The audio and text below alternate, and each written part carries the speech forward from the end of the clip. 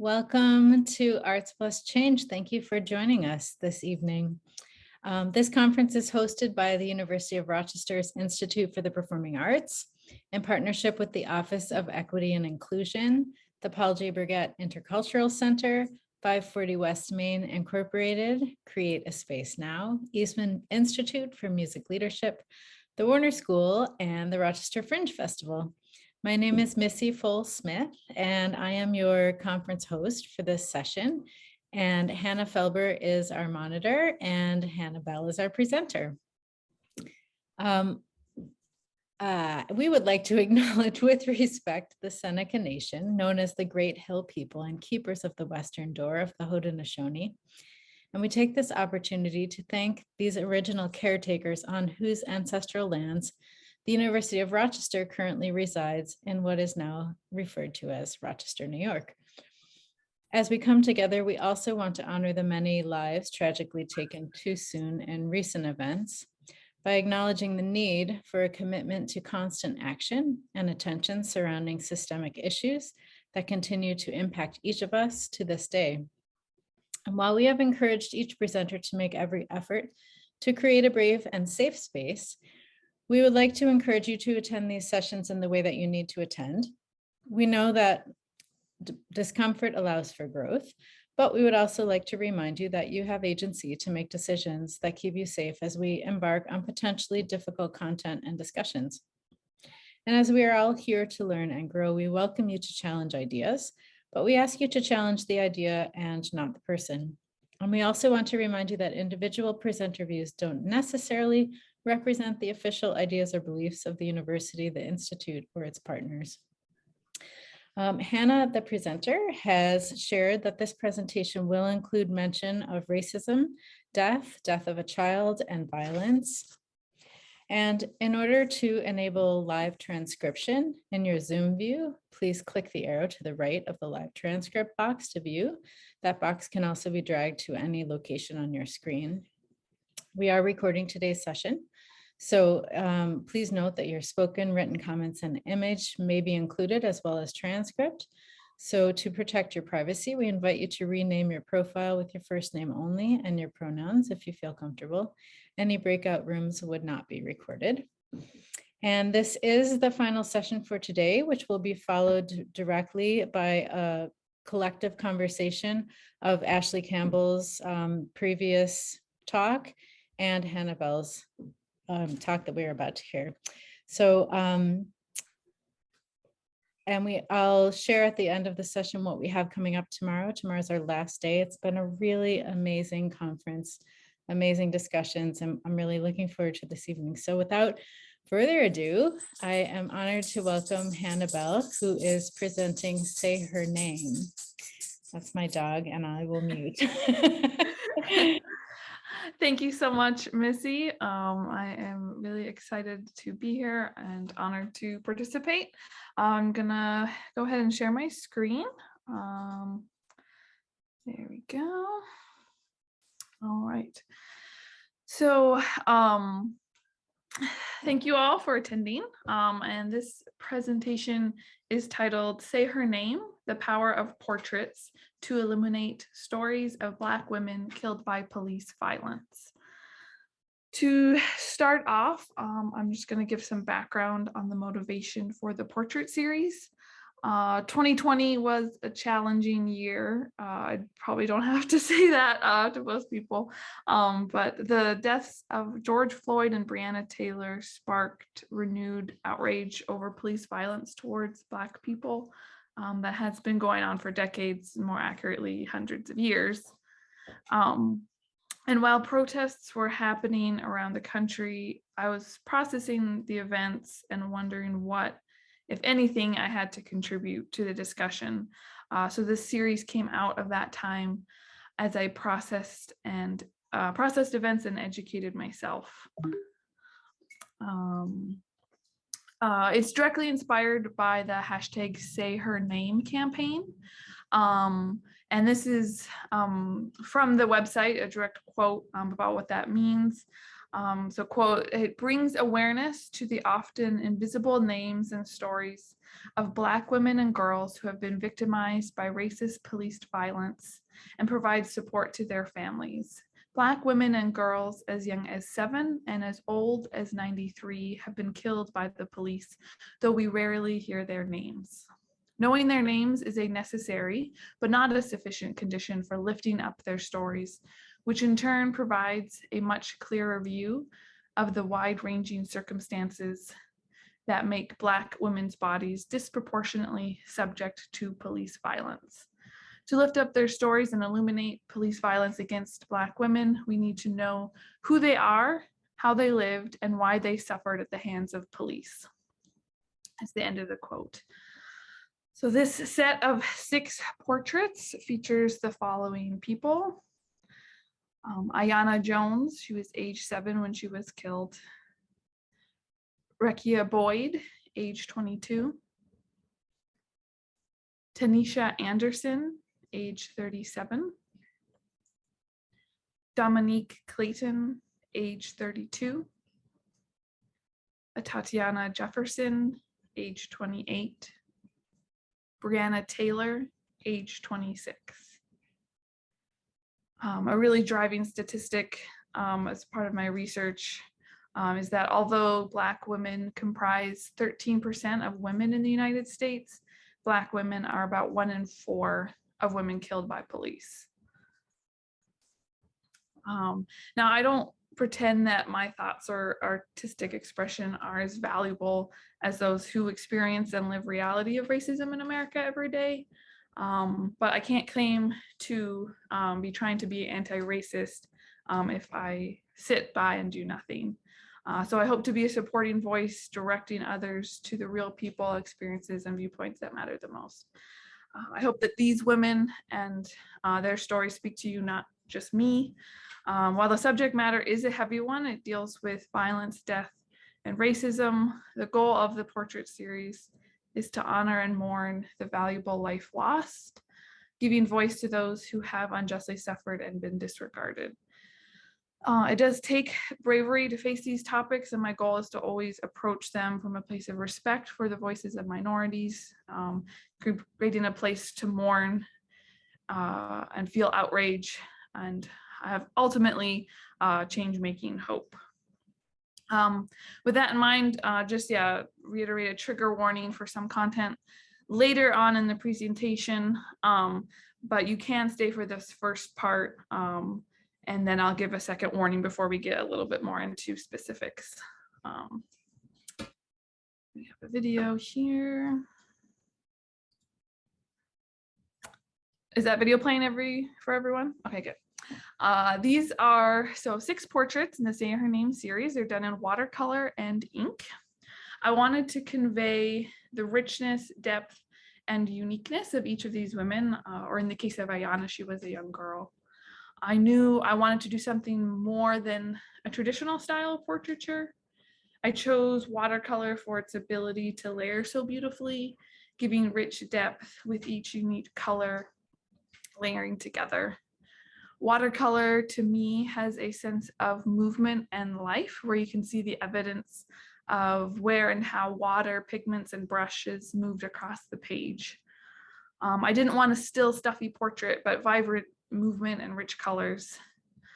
With these swirling lines in ink, I was thinking about things like life and storylines, movement, strings and tapestries, as well as topographical maps that represent 3-dimensional depths and elevation while working on a 2-dimensional surface.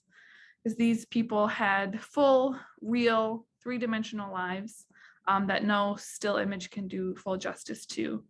So I wanted to incorporate some of those elements to pay tribute to their vibrant life.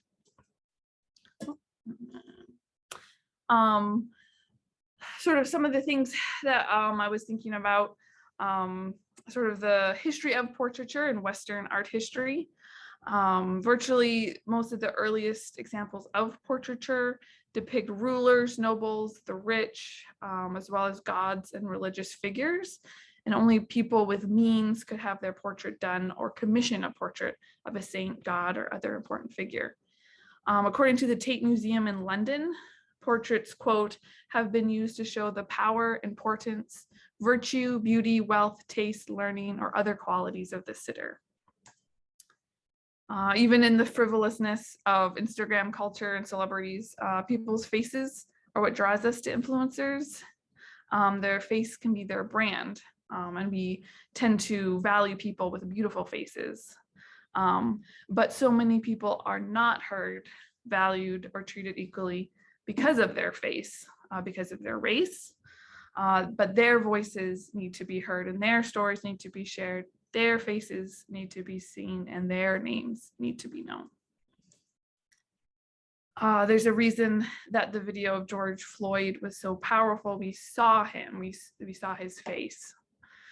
With the rise of photography, portraiture has become more accessible to people. Almost anyone can get their photo taken, but we still have this sense of the value of a painted, drawn, sculpted, or expertly photographed portrait.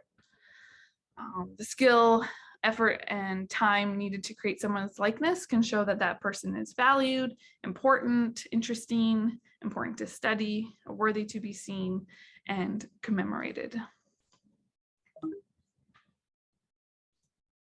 So with all that kind of going through my mind, but then also to narrow down the subjects of my portraits, I focus on women of color as they are doubly disadvantaged, being both a woman and a minority in our country. So their faces need to be seen and valued and their stories heard and mourned for. I will go through the portraits of these women and girl in chronological order from when they were killed, starting in 2010. And at this point, there will be some more specific, potentially triggering subject matter. If you need to leave the Zoom room, that is fine. So the first portrait is of Ayanna Jones. In Detroit, May 2010, 7-year-old Ayanna Jones was asleep on her couch with her grandmother when police raided her apartment in the middle of the night. They were looking for a murder suspect. They threw a flashbang grenade into the living room and stormed into the home. Within seconds of entering the home, the lead officer fired a single shot, which struck Ayanna in the head, killing her. The heartbreaking part is that they were in the wrong apartment. While Ayanna's father was loosely connected to the murder suspect, the suspect lived in the upstairs apartment of the duplex home, not the apartment that the police entered. The officer who shot Ayanna was charged with involuntary manslaughter. His first trial ended in a mistrial, as did the second, and then the judge dismissed all charges. Though last year, 9 years after Ayanna's death, or I said 2 years ago, sorry, her family reached $8.5 million settlement with the city of Detroit. And I think about what Ayanna's life would have been like had it not been cut short by these terrible events. She was just a precious 7-year-old when she was killed, which is the same age as one of my beautiful nieces. Ayanna, like 65% of children in Black communities, was raised in a single parent household versus the 24% of white children. She also lived in one of the poorest areas of Detroit, as 34% of Black children live in poverty versus the 11% of white children. These facts would have made it incredibly hard for her to gain good education, financial stability, and a higher quality of life, simply because she was born into the world as a Black female in poverty in America. A quarter of women in the United States live in poverty compared to the 19% of Black men and the 11% of Black women. Additionally, I wonder how Ayanna would have done in school had she not been killed. Would she have overcome these obstacles and obstacles that Black girls face in education? While being 17% of female students, Black girls represent 31% of girls referred to law enforcement and 43% of girls subjected to school-related arrests. But we will never know how her life would have turned out because 12 years ago, her life was cut short by the reckless behavior of a police officer backed by a system that consistently perpetrates violence at a disproportionate rate against people of color. I hope that we can see Ayana's story and mourn for this senseless death. Her life mattered. Her family's loss and their precious child matters, even 12 years later. Next, we will remember Rakia Boyd. In 2012, she was 22 years old when she was killed by an off-duty police officer after a confrontation he had with her and her group of friends late night at a park. The interaction became heated, though not violent, until the officer was told to leave. He was in his car when he fired 5 shots at the group over his shoulder as he drove away, hitting Rakia in the head and killing her. The officer claimed that someone in the group had a gun. However, it turned out to only be a cell phone. The officer was charged with involuntary manslaughter, but the charges were dismissed by a judge because since the judge found the shooting to be intentional, it could not be charged as involuntary. Therefore, he was not charged with involuntary manslaughter, but he was never charged with a recommended first-degree murder charge. He did resign from the force before he would have been fired, and the city did pay $4.5 million to Rakia's family. But I'm sure Rakia's family and friends do not go through a single day without thinking of her. Their pain and trauma is legitimate, and we need to mourn with them. Racial profiling and seeing people of color as more threatening contributes to the fact that, and the statistic is from New York, out of all the women stopped by police in 2013, over half were Black, while only 13% were white. Black people are 3 times more likely to be killed by police than white people are, and are more likely to be unarmed when they are killed. Rakia's life mattered. The situation surrounding her death is a saddening reminder that racial bias, systemic racism, and police use of excessive force are not something that's new in recent years, but is woven into systems of our country. Next, we will remember Tanisha Anderson. Tanisha was 37 when she was killed on November 13th, 2014. In her 20s, she had been diagnosed with bipolar disorder and was on medication for it. But that evening in Cleveland, she became disoriented and tried to leave her family home in only her nightgown. Her family called 911 for help and asked for paramedics. Instead of the needed medical or mental health professionals, armed police officers arrived. Tanisha struggled with the police, was thrown to the pavement, handcuffed, and kneeled on with enough force to break her sternum, and she stopped moving. The police did not call an ambulance right away, but instead, she lied in the middle of the road for some time. She was dead by the time she arrived at the hospital. The coroner ruled her death a homicide, and the violent encounter and her death was witnessed by Tanisha's family, including her 16-year-old daughter. The officers involved in her death were not indicted, and only one officer received a 10-day suspension, which was later changed to 3 days. About 2 years after Tanisha's death, her family was awarded $2.25 million in a wrongful death suit against the city of Cleveland. I also want to point out that her death happened 8 years ago, yet is eerily similar to the death of George Floyd. And Tanisha's death is another drop in the bucket filled with hundreds of years worth of tears. The fact that her family called for medical aid to help Tanisha, but instead she was killed is absolutely appalling. A mental health crisis should never be a death sentence. Struggling with police because you were afraid and disoriented should never be a death sentence. Having pre-existing health conditions when encountering police should never be a death sentence.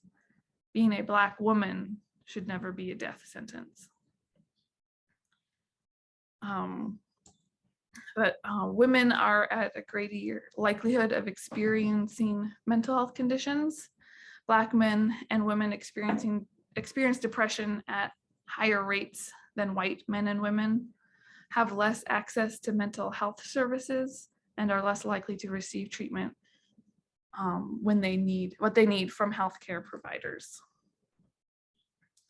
African Americans are 13% less likely to seek mental illness treatment than the US average. African Americans have been and continue to be negatively affected by prejudice and discrimination in the healthcare system.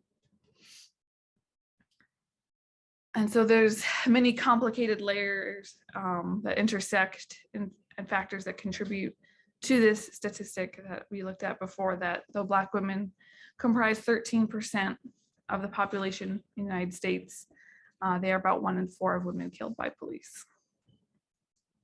Tanisha's life mattered, so please take time to see her, to hear her story, to mourn for her and her family, and to say her name. The next portrait is of Dominique Clayton. She was murdered in her home on May 19th, 2019. The man charged with her murder was in a romantic relationship with her and was a police officer. She was shot in the back of the head while in bed and was later found by her 8-year-old son. Her murderer did plead guilty for capital murder and was sentenced to life without parole. While her murderer was a police officer at the time, and this can be seen as another example of police brutality against people of color, I want to also highlight the tragic facts that Black women are at a much higher risk of experiencing domestic violence and murder than white women. Their mere existence puts them at a higher risk of suffering and death, and that is heartbreaking. While doing this research, my soul would just cry out at every new statistic I came across. And I learned so much by doing this research, and I believe it needs to be shared, heard, and seen for what it is, which is prevalent racism and sexism in our country.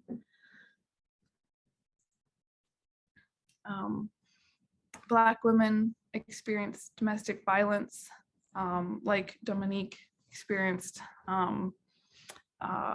35% more than white women, and are 2.5 times more likely to be murdered by a man than white women are.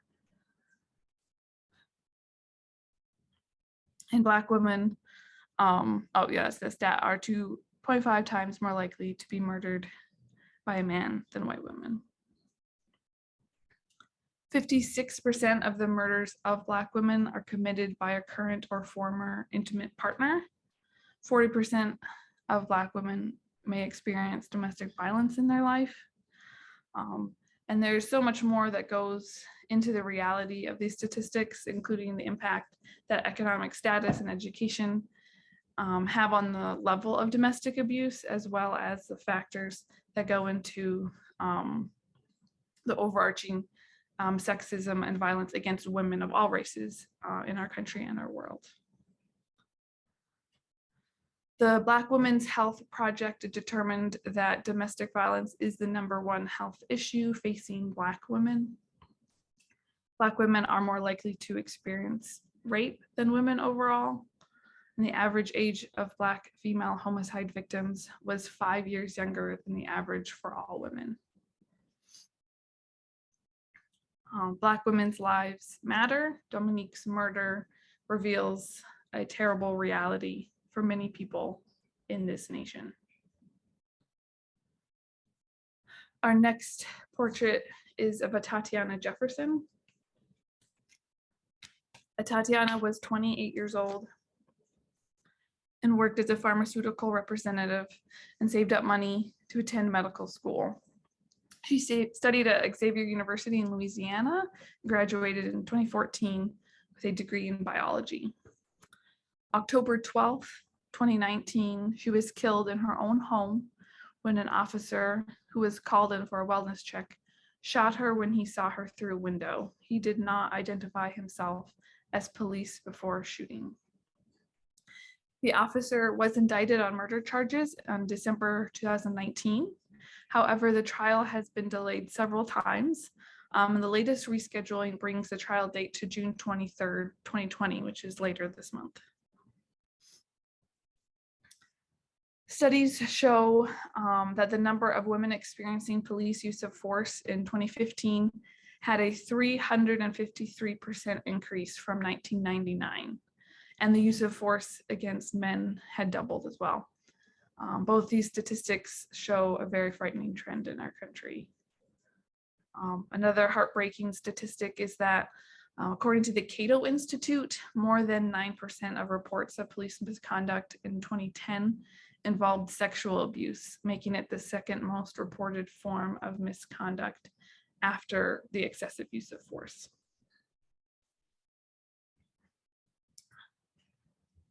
So we honor Tatiana Jefferson's life and mourn for so many other women of color who have disproportionately suffered violence. Their stories are so important and we need to learn from them. This last portrait is of Breonna Taylor, who was 26 years old and she worked as an EMT.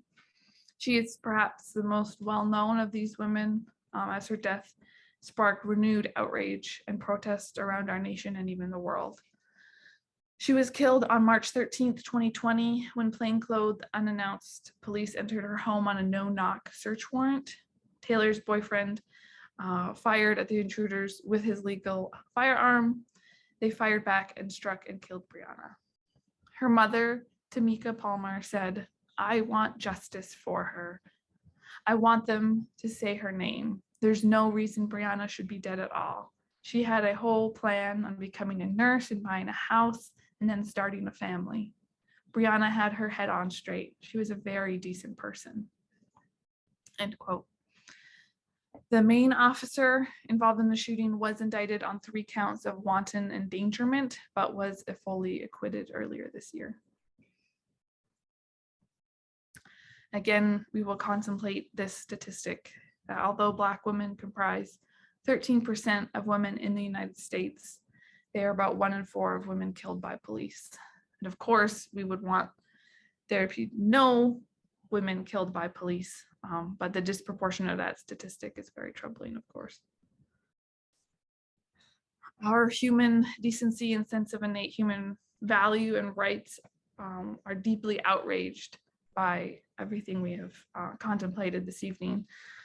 This portrait series could sadly go on and on. There are always those who need to be seen, valued, heard, and commemorated.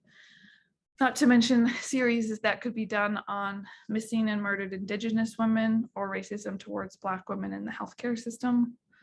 I hope with these portraits, I'm able to direct towards people of color's voices who are what really matter in this fight for justice.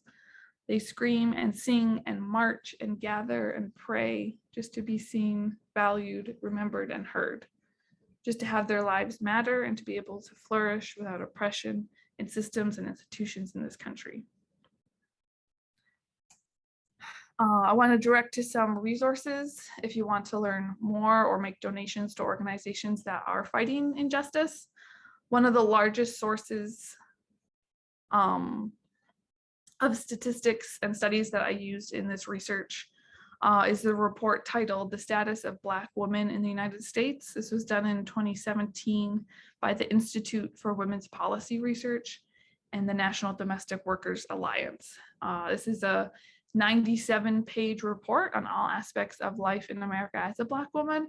I recommend everyone read it. It's actually laid out really easily. If reading a 97-page report seems daunting, it's very well laid out and incredibly informative. I recommend it. Of course, the main inspiration for this series is the Say Her Name campaign by the African American Policy Forum. You can see the link there, but a Google search will bring you there as well. They also have a 48-page report that I used a lot as well. I encourage you to read. Of course, these issues are bigger than I can scratch the surface of in a few portraits or a short talk. So I hoped that the presentation either educated you or helped legitimize and see your anger and hurt. If you want a copy of this presentation to access any of those links, feel free to send me an email there.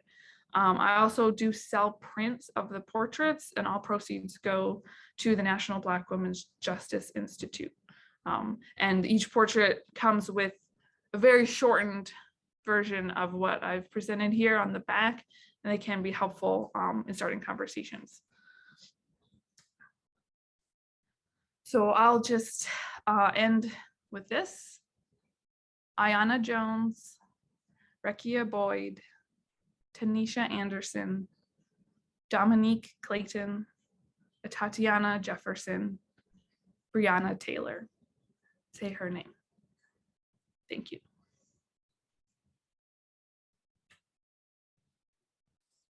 Thank you so much, Hannah. You have some acknowledgements in the chat. Carla shares, thank you so much, Hannah, for your heart and your artwork. Oh, you can share yourself if you like to. I don't have to read for you. I scroll down. Yeah. Yes, thank you, Carla. And Ashley. Thank you.